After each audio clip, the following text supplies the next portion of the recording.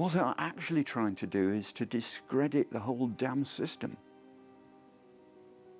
Because it is not just, it is skewed by the intrinsic bias of that system.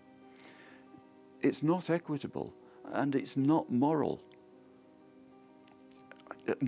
What I stand against is identity politics. It's that political system that I stand against. That's what must fall, because it's what's destroying us. Coming up on British thought leaders, men's rights expert Rick Bradford, aka William Collins, says identity politics is tearing up the fabric of our society. It's extremely powerful, and once people are embedded in that system, they will obey it. Its restrictions are very clear.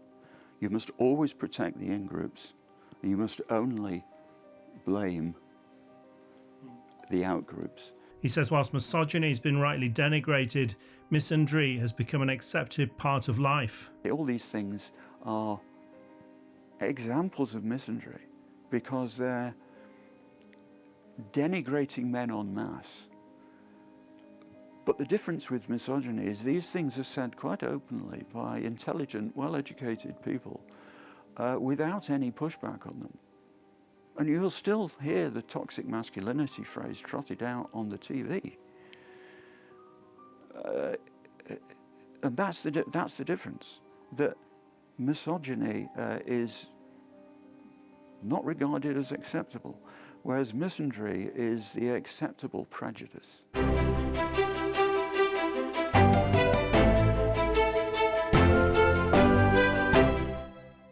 Welcome to British Thought Leaders. I'm Lee Hall. Today I'm sitting down with men's issues expert Rick Bradford, who writes under the pseudonym William Collins. Rick, welcome back. Thank you, Lee. It's good to talk to you again. May I say what a good thing you're doing with this series of talks on British Thought Leaders. It's an excellent series. Thank you.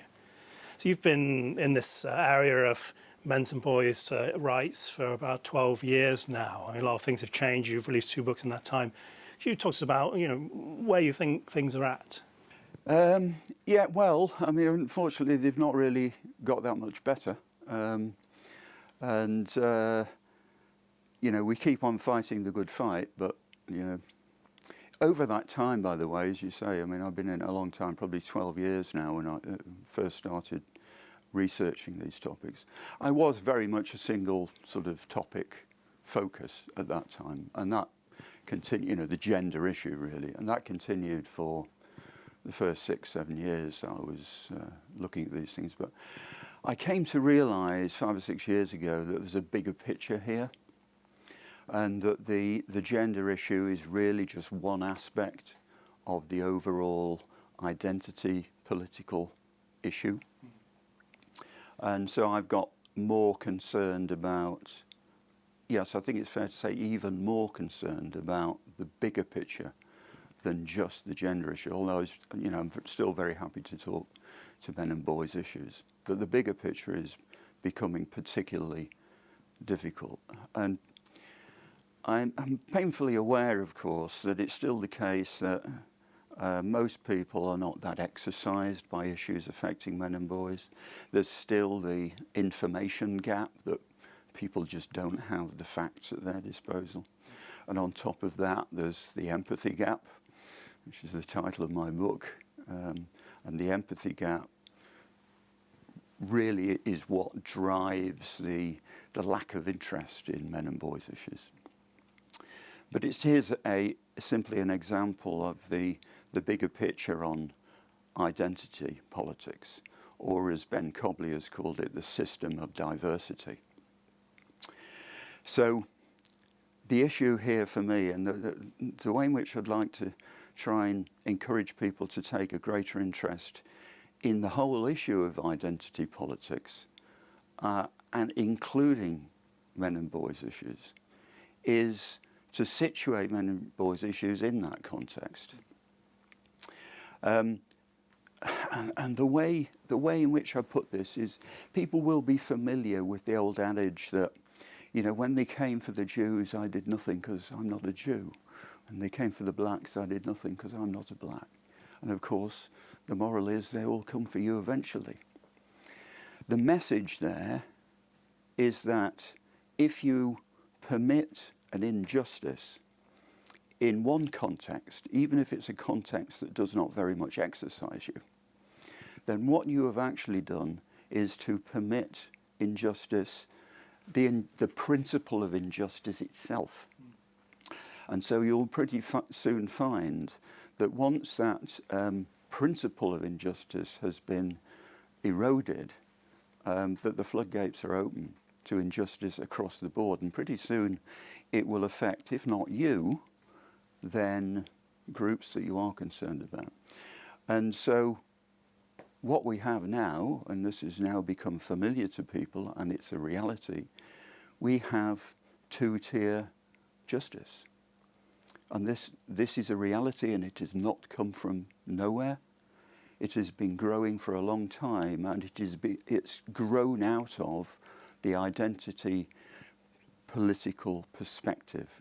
And I'll use this phrase again that Ben Cobley uses, the system of diversity, because that is not what people will take it to mean. It's not about being nice to minorities. It's about a political process to garner political power by utilising identity groups as a political constituency. And I think the public have been conned on this. They think it's something noble and moral, but it isn't. Because ultimately there's a deep cynicism involved in it. Because the political class that are espousing these views don't actually care that much necessarily about the groups whose causes they are ostensibly supporting. And it varies, of course. I'm not tarring everyone with the same brush. But there's a definite tendency in that direction. And this system of diversity is a very powerful system for drawing in political power and also for drawing in public support via its ostensible moral position. But the moral positioning is fraudulent.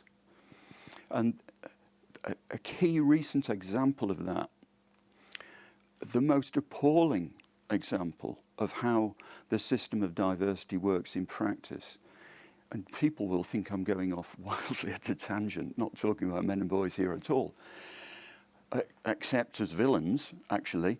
There was a debate in the House of Commons recently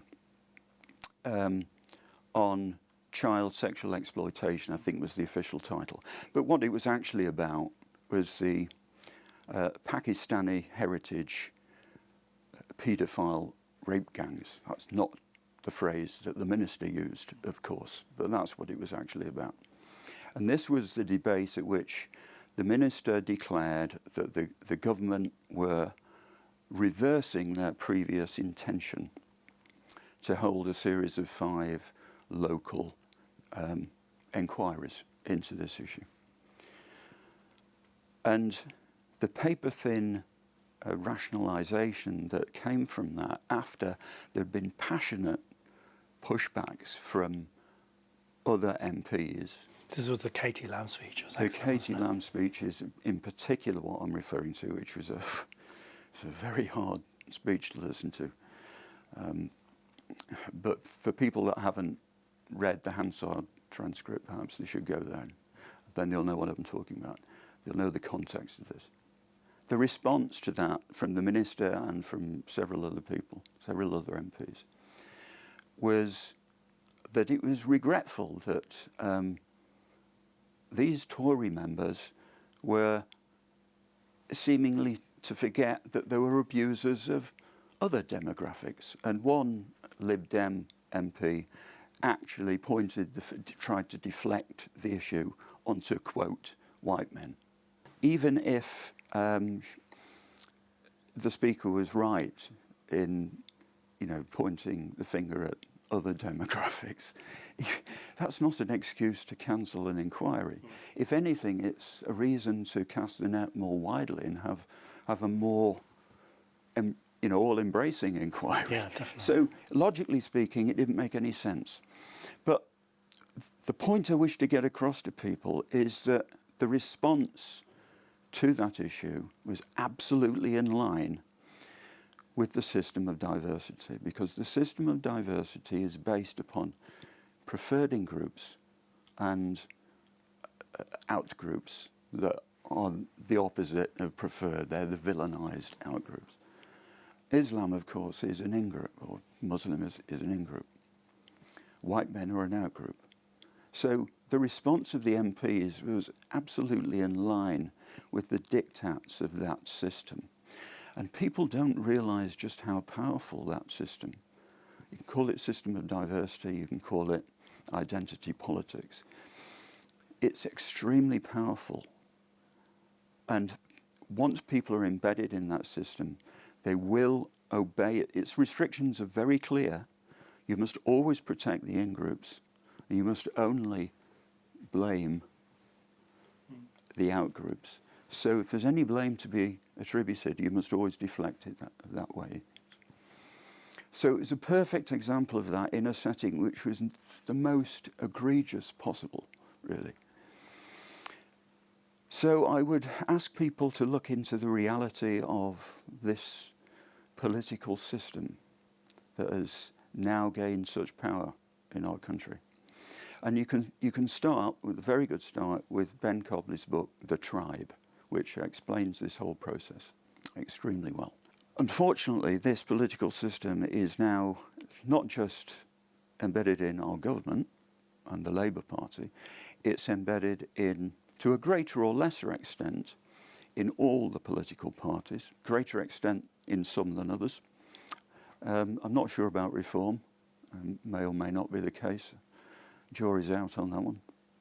But it's also embedded, of course, in the civil service, in the judiciary, lamentably, in, of course, the schools and universities, in, of course, the media, in the entertainment industry, and in large sections of the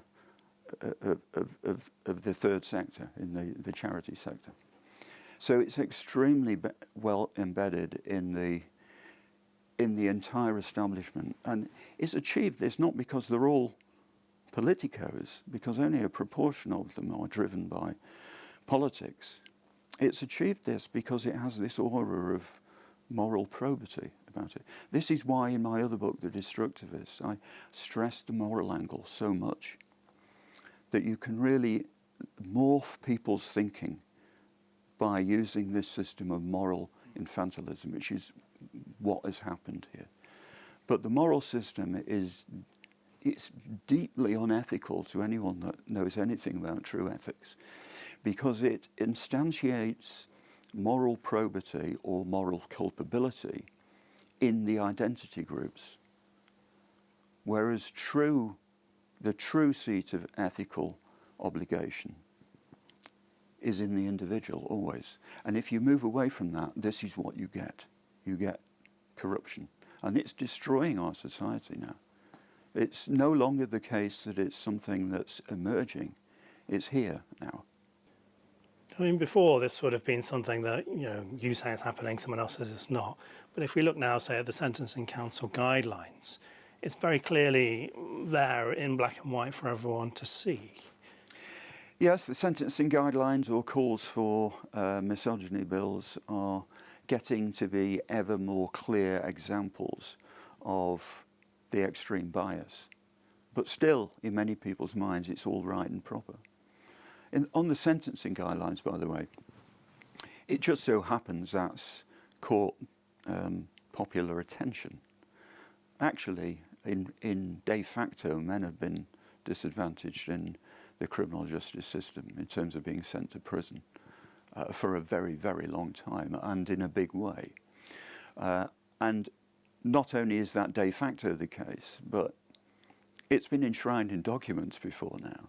It's been enshrined in the Equal Treatment Bench Book, which is the guidance on equality issues that's given to judges by the Judicial College. And to my certain knowledge, these ideas have been explicit in that document, certainly as far back as 2013, and quite possibly earlier than that. And the way it's expressed in that document and similar documents is that equality does not mean treating everyone the same. It was that phrase, that expression that first alerted me to something being very wrong. Because I suspect in most ordinary people's minds, equality does mean exactly treating people the same. But this view that equality does not mean treating everyone the same, but some people must be treated better than others, is now embedded in the judiciary. It is part of the system of diversity.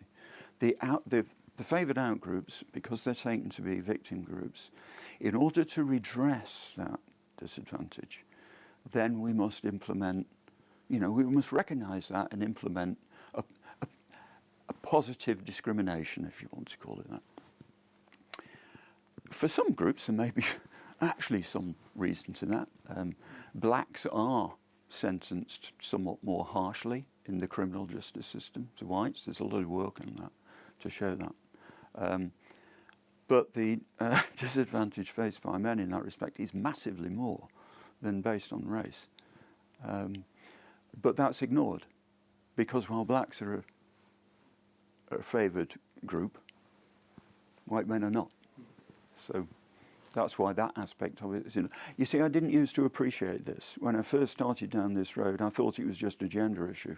I didn't realise that even the gender issue, although it didn't originate in this type of politics, it's been made worse by this type of politics. And that's what I didn't appreciate to begin with. And then when I realised that, I realised, wait a minute, it's much broader than that. You're kind of always about the evidence with all of this. I mean, if we look at this sentencing guidelines, just because it's a good example, I mean, there may be evidence to say that blacks, as you say, suffer worse outcomes, but females or another named group in those guidelines, the evidence doesn't support that. I mean, why would the judiciary go with that? Is it because of this group system? That's exactly that, because women are a favoured in-group. That's what it is. That's precisely what it is. It makes no empirical sense. Yeah. The difference in the way, I mean, there's been strong voices from the feminist lobby for a long time that women are treated more harshly in the criminal justice system. But they would say that, wouldn't they? Because they're a lobby group on behalf of women. It doesn't bear scrutiny when you look at their claims. They will say things like women are more likely to be sentenced to prison for a first offence. Not true. Women are more likely to be sentenced to prison for minor offences like shoplifting. Not true. And you can trot through all these things, and I've done it in the book. They don't bear scrutiny when you look at the Ministry of Justice's own data, right, or the Crown Prosecution Service's own data. But the claim that men are sentenced more harshly is absolutely justifiable from the data, and very emphatically so. And it's not only me that said that. I mean, there are Ministry of Justice reports that have done the job actually better than I've done. They've used proper multivariate analysis, logistic analysis to demonstrate these effects. Controlling for, people will say, oh yeah, but men are more criminal, that's why. But men are more criminal than women, but you can control for that. Men aren't there are 20 odd times more men in prison than women. That's not all because men are more criminal. If you look at all offences, including summary offences, men are about 3 times more criminal. If you look at indictable offences, the serious offences for which you're more likely to be sent to prison, men are about 6 times more criminal. So men are more criminal. They're not 20 times more criminal. That disparity between the factor of 6 and the factor of 20, or whatever it is now, is, I can align it quantitatively with the degree of disparity in being sentenced to prison, the degree of disparity in the sentence length if you are sentenced to prison, and the fact that men are paroled later.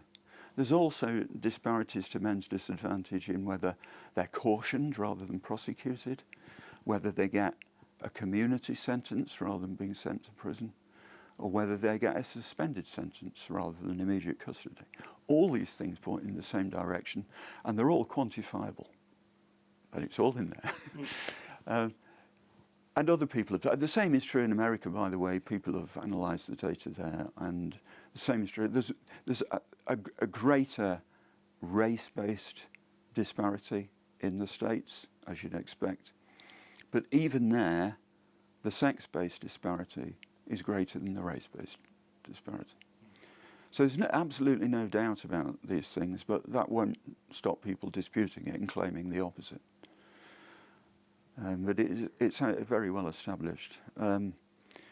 So the de facto position is just that. But the really amusing thing about the sentencing guidelines, when it came to popular attention, there was a lot of pushback actually from the media, but they were concentrating on the race issue.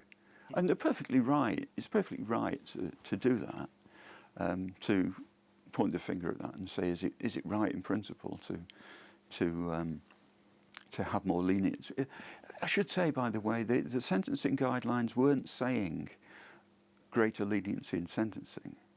They were actually only saying these are the list of types of people for which a pre-sentencing guideline, a pre-sentencing report should be produced. But in practice, that's almost the same thing, because if you get a pre-sentencing report, then you're very likely to get a more lenient sentence than if you hadn't had one. So it sort of comes down to the same thing. But yes, these people that were pushing back on the race issue, but it's as if they didn't notice female in the list, because nobody mentioned that other than people like me. But the female one is the one that stood out for me, because whilst you can make an argument for ethnic minorities, or blacks anyway, based on data, I wouldn't agree with it, but you could make an argument. If you try making the same argument based on empirical data on sex, then it would be male in that list, not female. And I'm not saying that should be the case. I want to emphasise that. I'm emphatically not saying that should be the case. But that's the way it would go. So that was the one that was really massively counterfactual. But people didn't want to go there on the sex issue. And the reason for that, of course, is the empathy gap. It's innate. It's an innate bias. The empathy gap, you've written 2 books on it. Can you explain to us what it is? Yeah, so the empathy gap is a muted empathy towards men and boys, which is displayed by both men and women, compared to the empathy that would be displayed towards women and girls in otherwise identical situations. But you can broaden that concept, and it has been broadened in concept in academic psychology, to what's called gamma bias. And that broadens it in several different ways. It embraces that empathy gap idea, but it also looks not just at the sympathy towards somebody that is in a harmful situation, but it also looks at the perpetrator and notes that men are more likely to be categorised as perpetrators than women in the same circumstance, or that in the same circumstance of people potentially having perpetrated some harm, women are more likely to be granted some sort of mitigation. And the classic example of that is in domestic abuse, where if a woman is accused of being the abuser, people will immediately say, well, it must have been self-defence, or, oh, she must have suffered years of abuse at his hands and she's finally retaliating. Of course, that may be true. In some cases, that will be true. But the point I'm demonstrating here is that is a knee-jerk reaction for people to assume that if it's the woman that's in frame for being the perpetrator. And it will not always be true. Whereas for men, that mitigation, whilst it could also be true for men, will not so naturally occur to people. There's lots of psychology tests been done over the years on hypothetical scenarios where, for example, the subject is apparently, ostensibly, going to subject another person to pain. And the issue there is, you know, are they going to be more likely, and perhaps get some reward for it, perhaps some pecuniary reward for it. So the issue there is, are they going to be more likely to do that if the person that's inflicting the pain on is a man rather than a woman? And the answer is yes. We're more likely to inflict pain on the man, but when it comes to the woman, they'd be more likely to forego their benefits. And the same is true if you set up artificial scenarios where people are given a difficult moral decision, where you can sacrifice one person's life in order to save several people's lives. Again, people are more likely to do that if the person you're sacrificing is a man rather than a woman. This kind of thing comes from a kind of traditional base. If you look at, say, the Titanic, it's like women and children first onto the lifeboats. But it seems over time it's moved from a kind of heroic nature to the disparaging of men's rights. I mean, how do we go there? Yes, you're right. I mean, and that's a very important point, because I'm not saying that these tendencies have all come from the sort of political process or that I described earlier, or from feminism. No, they're largely innate and come from evolution. Because I don't think I want to rehearse the evolutionary psychology behind it, but it's not that contentious that it does originate from evolution, that men are more expendable than women. And the reason for it is obvious, is because women are the critical path in reproduction. You know, one woman can only produce one child roughly a year, as one man can, in principle, father a very large number of children simultaneously. So that's the reason. You know, social evolution has made good use of that biological fact by making men the sex that is literally expendable. In times of war is the extreme example. But it works through into things that, I mean, people will talk about male disposability, and that's what that phrase means. It doesn't literally mean disposable. It means people are more comfortable with exposing men to harms than women, exposing women to harms. And this is partly why it's men that are massively the majority in work-related deaths. It's partly that. It's not only that. It tends to be that work-related deaths are also associated with things that require physical strength, which tends to attract men more. So there's a dual reason there. But men are like 96, 97% of work-related deaths. So that's the same sort of phenomenon. And yes, it feeds through into, you know, the Birkenhead drill, I think they call it, women and children first. And I don't have an issue with that either. The trouble is, as you rightly point out, it's become traduced. It's become both amplified in terms of that obligation, but with one massive difference now, in that in the old gendered society where men and women had their different roles, they had their different duties and responsibilities, they each had advantages, they each had disadvantages. In that world, one of the advantages, you could call it, that men had to offset the other disadvantages was respect and status that they gained from fulfilling those roles, including the role of fatherhood, incidentally, which carried status at that time.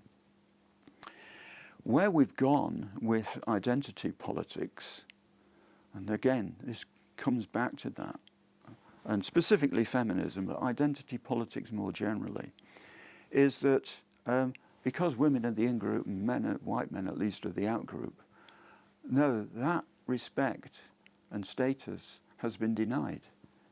And it's been denied under this blanket term of patriarchy. The oppressive patriarchy has obliterated any considerations that men can get from fulfilling that somewhat expendable role. And that's why it's so pernicious and unacceptable. So you see, even though I go on a lot about the male disadvantages, not all of them are necessarily things that need correcting. Some of them are. The fatherhood things in particular need correcting. But some of them, a lot of men, typical men actually, would be happy to just suck them up, just go along with it. And that would be okay if it wasn't coupled with this denigration of men and denial, men are toxic. No, sorry. The narrative that men are toxic coupled with the actual real disadvantages is what's unacceptable to me. We hear this term toxic masculinity quite a lot now. I mean, what are your thoughts on the term? Oh, well, I think it's increasingly recognised that it's not a very helpful term for anyone. And it is an instance of misandry, of course, in itself. But this contrast between misandry on the one hand and misogyny on the other is quite interesting, because despite the protestations of some parties, misogyny is not something which people approve of. It's an aberrant behaviour. It might have been in the past, in the days of Colonel Blim, yes. But in the modern world, misogyny is disapproved of by virtually everyone. And only a few trolls and like-minded people indulge in that sort of behaviour. And they exist, of course, I'm not denying they exist. But it's aberrant behaviour, which people don't approve of. Misandry, on the other hand, of which narratives about toxic masculinity, about men being powerful and privileged, when actually they suffer a lot of disadvantage, and such things as saying men are emotionless, or men play the game of life on the easy setting. All these things are examples of misandry, because they're denigrating men en masse. But the difference with misogyny is these things are said quite openly by intelligent, well-educated people without any pushback on them. And you'll still hear the toxic masculinity phrase trotted out on the TV. And that's the difference, that misogyny is not regarded as acceptable, whereas misandry is the acceptable prejudice. But it's worse than that, because whilst a lot of people like Baroness Helena Kennedy Casey, who was the person that wrote the report on recommending a misogyny bill to the Scottish Parliament, whilst they will focus on misogyny and in its manifestation as things like online offensive behaviour and things like discussing pornography openly in public, things like that. What they don't focus on, because it doesn't actually exist anymore, it might have been done in the past, is institutionalised misogyny, whereas misandry is very much institutionalised. So for men you get both things. You get this sort of personal level of misandry, which is annoying, but not necessarily harmful. But you also get the institutionalised misogyny. Can you give us some examples of that? Yeah, well, look, I can give you an example of both, really, I suppose, at once, in that Ofcom have run several surveys on online harms, because that's Ofcom's thing, isn't it? And they will entitle the reports, when they report the survey, "We must do more to protect women and girls online." And if you read the report, the text of the report is all in line with that title, and the conclusions are in line with that title.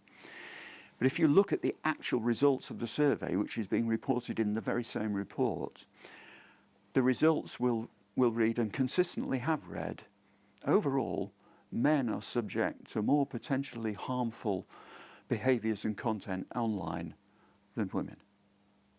And you just do a double take. Well, if that's what the survey found, why does all the text point in the opposite direction. So it's not reflecting reality. Well, it's because of the empathy gap again. It's because somehow for men it doesn't really matter, I think. Whereas, or you could take the system of diversity view, that you have the preferred group and the out group. We're not that interested in the out group.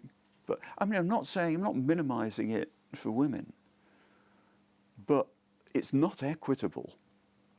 And that's a case of, well, it's both evidence that the personal level of misandry is there in these behaviours. So from the public, that is happening.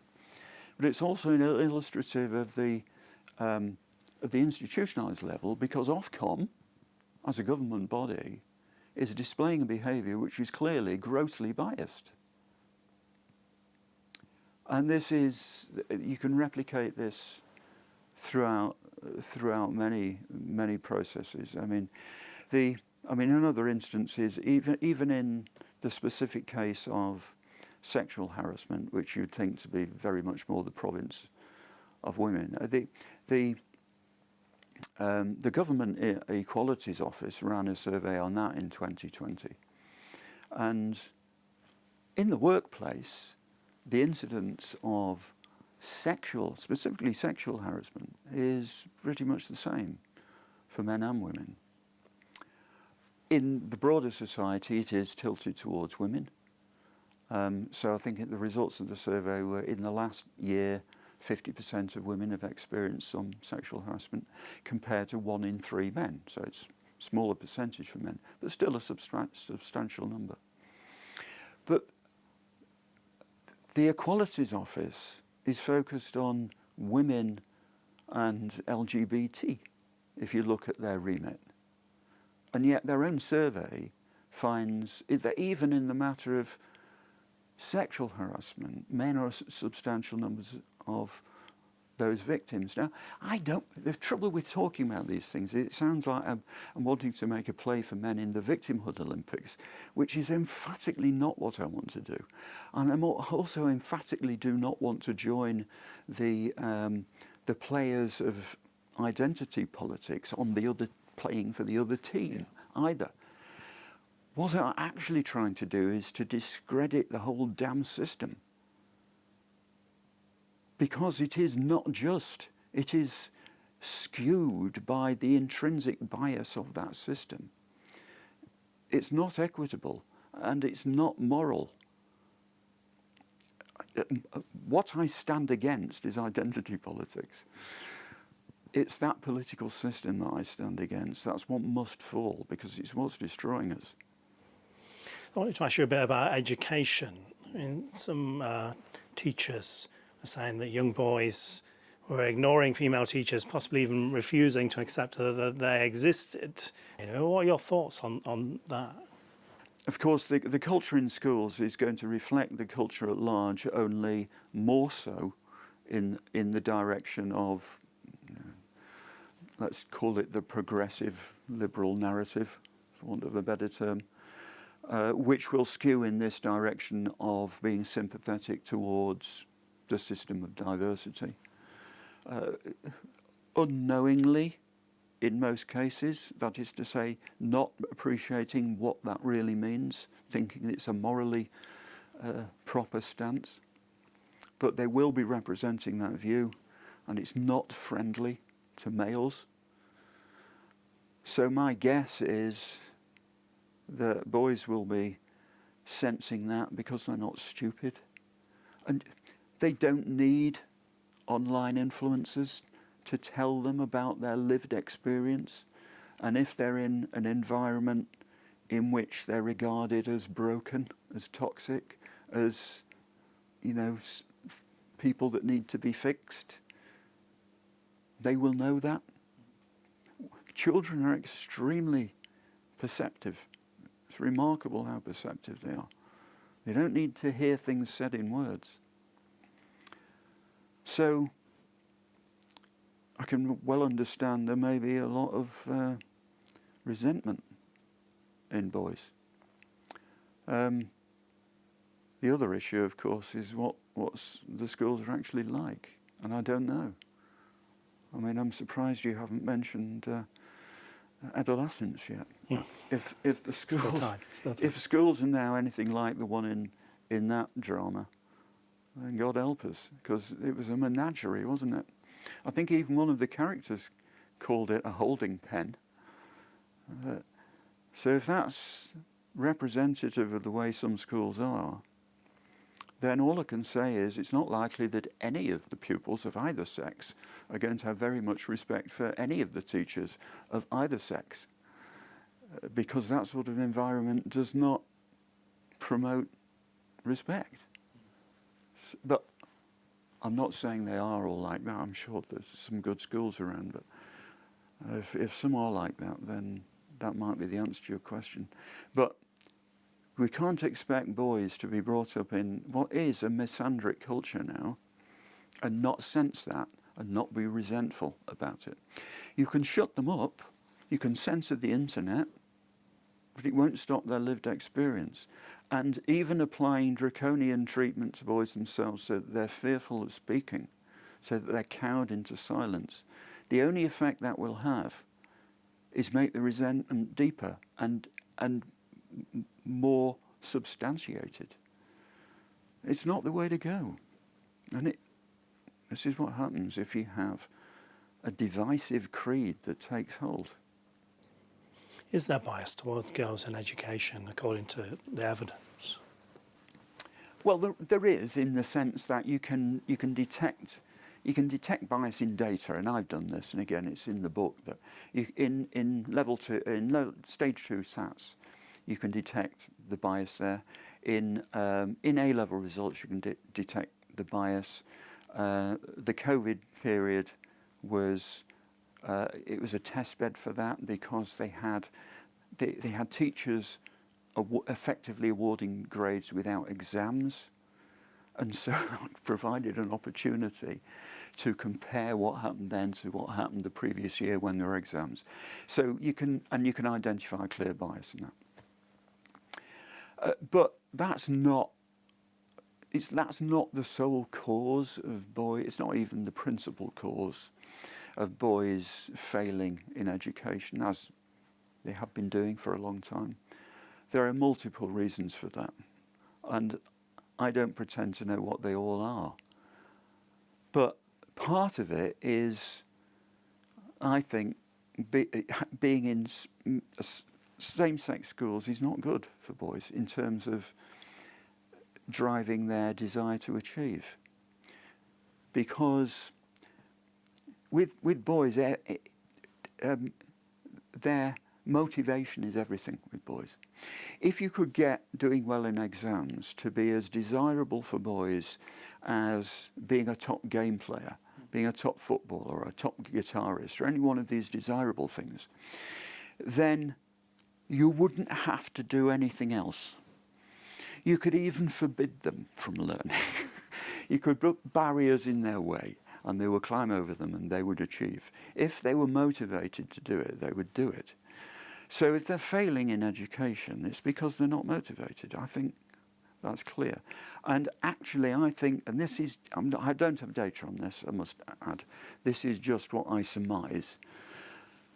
I surmise that in a mixed-sex environment, boys are demotivated, because girls are naturally ahead of boys at the start of schooling, because their verbal skills mature, 18 months earlier, something like that. And that stands them in good stead and puts girls ahead of boys right the way through primary school and into the start of secondary school. So boys see girls as being clever, they see achievement in the academic arena as being a girl thing, and that actually puts them off bothering with it. They see it as being a girl's thing. And that's not misogyny, by the way. That's quite natural for boys to not to want to compete with girls. And again, there are revolutionary reasons for that. It's nothing to do with misogyny. So that's what I think is part of the reason, but I don't know, I might be wrong. The other part of it might be more to do with the culture. That they see, well, what's the point? You know, it's girls that principally now go to university. They dominate in 75% of subjects. They dominate by in a lot, women dominate at university to a vastly greater extent than the public realise. Women dominate in STEM. Really? If you spell it with two M's, science, technology, engineering, maths and medicine and subjects allied to medicine, women dominate in STEM. I mean, who knows that? Apart from people like me that look at the data. And this is not new. They've dominated in, well, according to what measure you use, they've dominated in STEM now for, I think, nearly 10 years. And every year with an increasing gap. But it's now the case that no matter what of the various competing measures you use, however you measure it, women dominate in STEM with two M's. They actually dominate in the pure sciences, which will surprise most people. They dominate in medicine as medicine. There's nearly twice as many women doing medicine at university than men. And they emphatically dominate in subjects allied to medicine because of things like nursing and radiography and all these other allied things. So men only actually dominate in the technology, engineering, maths, and one other subject, which I think is architecture. That's the only subjects in which they dominate. And if you look at the extent of domination, apart from maths, without exception, in all the subjects where women dominate, they're dominating more each year. In all the subjects where men dominate, they're dominating by less each year.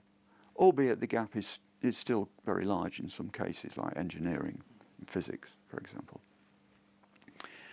And in individual subjects, the dominance by women is huge. I mean, in veterinary science, for example, I think it's 6 times more women now. In education, of course, it's similar. It's about 6 times more women. Men are not going into teaching as much as they used to. In languages, about 3 times more women. In law, twice as many women. So the dominance is considerable across a range. Why do you think that's happening? Well, because girls are doing better at school. That's the reason.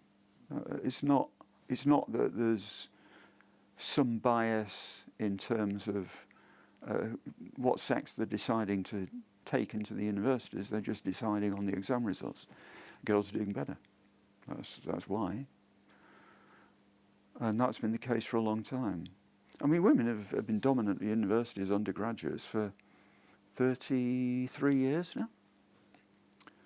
And that's roughly at the same time that boys started to sink educationally.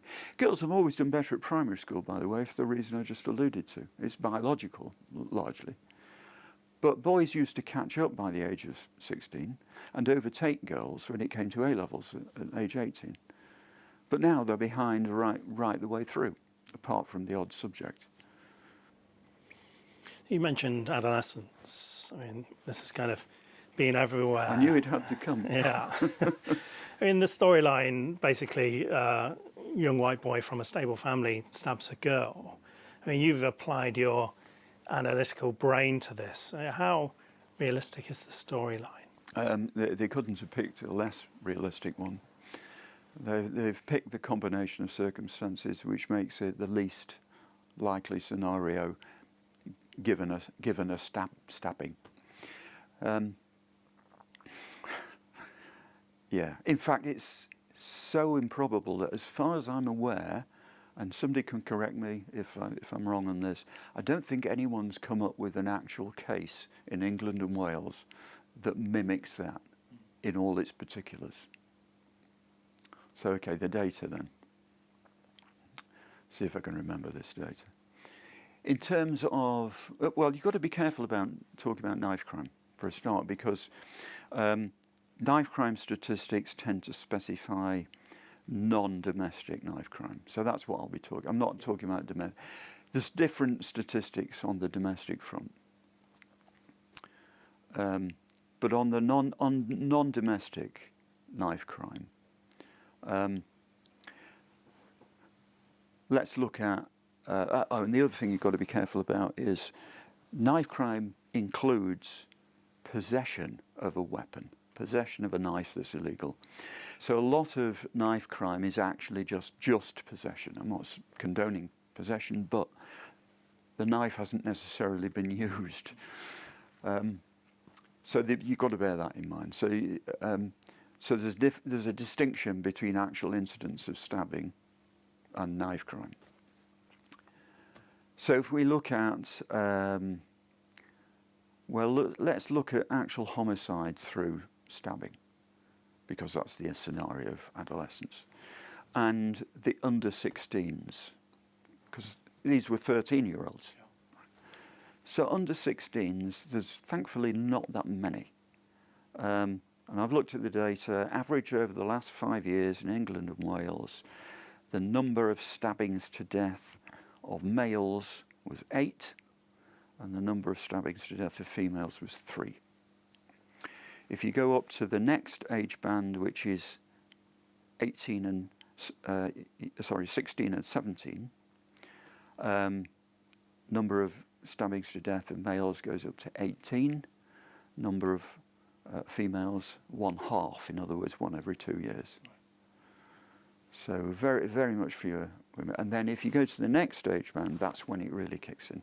So the next age band is when you get the bulk of knife crime incidents, including homicide. So this is the age range from 18 to 24, where the number of stabbings to death of young men, again averaged over the last 5 years, was 53. So a big hike in numbers there. That's quite a big number. Number of stabbings to death of young women, 5. Victims are round about 91-92% male, 8 or 9% female. The perpetrators, it's a broadly similar split, 13% female, so 87% male. That was one source I saw, but it's round about the same sort. It's roughly 10 to 1 in both cases. So immediately you have an unlikely scenario because it's under 16s, which is not where knife crime generally happens, certainly not homicide. And the victim was female, which makes it 10 times less likely. But then you get to the other issues, which are the demographics or the social background of Jamie, the offender. Because he was he was a boy that was stressed in the programme that he was actually doing well at school. Whereas if you look into the demographics of those involved in knife crime, they're not typically doing well at school. Quite the opposite, frequently excluded from school. The characteristics are that there's a very high association with having been in trouble with police before. Not necessarily gang-related, although gang-related comes into it, but majority is not gang-related. But it is strongly related to having been in trouble with the police before in one form or another. In terms of the race demographic, the ethnicity, the majority of perpetrators and victims are white, males, but that's sort of inevitable because the majority of the population is still overwhelmingly white. But if you look at it per capita, you know, per head of the population of the same demographic, then black youths are 4 to 5 times more likely to be perpetrators of knife crime and 4 to 5 times more likely to be victims of knife crime. So making Jamie white was reasonable, but making him particularly good at school, no previous trouble with the police, from a stable family background, because that's the other thing that features in the actual statistics. They don't typically come from stable 2-parent families, as Jamie was supposed to. So you put all that lot together and you have a combination where I haven't found any cases that match that. There are, of course, cases of boys stabbing girls to death, and people have cited those cases, but none of them have a description of the offender that's anything like Jamie, then they normally have characteristics that are, you know, known troublemaker. You know, there was concerns about them. They've been in trouble before. They're autistic. They have low IQ. All these things come into play. One or another, or many of them, come into play in all the cases that I've seen. In one case, I think it was the Brianna Gay case, where there were two people convicted of that manslaughter, and the principal player in that one was actually a girl. So I mean, that most emphatically doesn't play to that scenario. So no, it's grossly unrepresentative. Now, having said that, of course, I support the rights of the authors to write whatever material they wish and to have it aired, because that's a free speech issue. Yeah. And I'm a free speech zealot, so I absolutely support their right to do that. I don't have any actual quarrel with it, but the problem is that series is then injected into a culture that has now got the system of diversity, the identity, political culture infused into it, and it's being interpreted from that perspective, especially by leading politicians, of course, because they're the people most embedded into that political culture. And that's why we have, well, I mean, Keir Starmer, really. His Freudian slip was extremely telling, wasn't it? Well, the BBC did it as well. Oh, that's the way they view it, you see. A documentary. They view it as a documentary. And how can it be a documentary when you can't find a single case that's like that? And when it's so appallingly unrepresentative of... but this is what happens. This is what happens when you have people subscribing to this system that makes them think in that way, that makes them think it would be a good idea to show this in schools. Well, I'm sure the pupils will be delighted because they'll have a few hours off lessons, won't they? And they've probably all seen it anyway. But in as far as it can do anything for boys, it's not going to say, oh, you know, I was going to stab that girl to death, but now I've seen this drama, I won't. I mean, really? No. The only thing it will do is drive deeper resentment. What else can it possibly do when they see how they're being treated by the establishment? It's absolutely appalling. And the other pernicious thing about it is that, of course, the public thought it was so great. But the public are yet again being manipulated. I wonder how many parents there are out there whose 13-year-old boy is just like Jamie, i.e. doing well at school, getting on quite well with his parents, no previous trouble, so no reason to have any scepticism or concerns about him, are now very much concerned because they've just been told that even their son, with whom there is nothing, no recrimination at all, they have to be suspicious about him now, do they? Is this the message that we want to get across to parents? I mean, after half a century of driving a wedge between the sexes, are we now having a wedge driven between parents and children? Is that where we're going? Finally, everyone I've spoken to in the field of men's and boys' rights, they all name you as a key influence. You've got all the evidence together and put it out there. I mean, you get very little kind of credit outside of that for what you've done. It's a very kind of unfashionable field to be involved in. I mean, what are your thoughts on that, and what drives you to keep going with it? Oh, I'm driven entirely by moral obligation, and I know that sounds horribly pious, but that's what it is. Because had I never started down this road, had I never started investigating these issues 12 years ago, had I remained in blissful ignorance, then I could in all conscience just do what everyone else is doing. But unfortunately I did research it, which puts me in possession of guilty knowledge. And so now what can I do? Because if I'm silent, then I'm complicit. I'm complicit by silence. And complicity by silence has a bad history. And you're certainly right, there's nothing in it for me. There's absolutely nothing in it for me. There's certainly no public approbation to be had. Quite the opposite. It's something one needs to be cautious about speaking about. Because, and I have tried broaching these subjects with people that I hoped might be receptive to empirical evidence, but it's amazing how embedded the empathy gap is. It's amazing what the pushback is. It's very difficult to get it across. This is why, when we started talking, I was keen to embed this issue in the broader identity political issue, because that's bringing in issues for which people might have greater natural sympathy. Certainly the raping of girls must surely provide that, if anything's going to.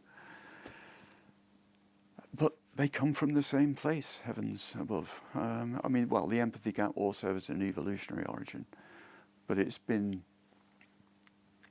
exaggerated and exacerbated into an unacceptable situation by this same political process.